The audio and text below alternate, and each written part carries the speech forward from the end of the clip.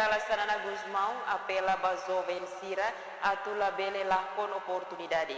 Mas bem na fatin capacitaan ho estuda no aprende. Tamba jovem mag futuro ba nação Timor-Leste.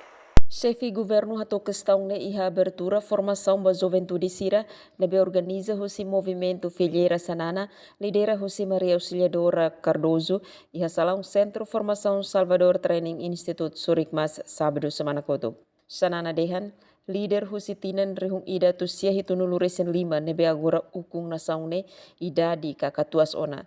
Tambane atuluri nação ne ba futuro jovem labere lá com oportunidade. Entretanto, o presidente do Movimento Filheira Sanana, Maria Auxiliadora Cardoso Hateten, tinha orgulho no agradece a presença do primeiro-ministro Xanana Guzmão e a cerimônia abertura formação da juventude Sira e a Centro Formação Estel Cor. Me agradece teves, pai tinha ulum avó Xanana, nebe marca presença e a fatin dane. A meu orgulho teves, a me aprecia teves, a nation jovem ida e a vou mostrar tua mensagem para mas que naro ita nessa juventude precisa tu capacita e tenha aumenta e tenha mantém aumenta e tenha capacidade e a areia oi e na fatinha tu aprende, na fatinha tu estuda, na fatinha tu buca, la bela lá com oportunidade de bem.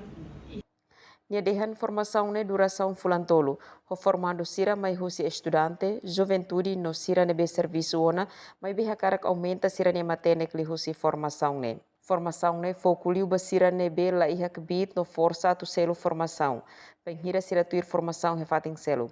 Também, Movimento Filheira Sanana organiza formação em área técnico, inglês no português ou gratuita. Presidente do Movimento Filheira Sanana acompanha a formadora língua inglês, Shidalia Mesquita, coordenadora arte no cultura Movimento Filheira Sanana, Sônia de Jesus Pereira, no coordenadora administração, Noemia de Jesus Gelsinha. Cerimônia ne remata o foto hamutu com o primeiro-ministro Xanana Guzmão, o estrutura Movimento Filheira Sanana, membro Sira, inclui formador no formando Sira. Michael Malimau, Estel News.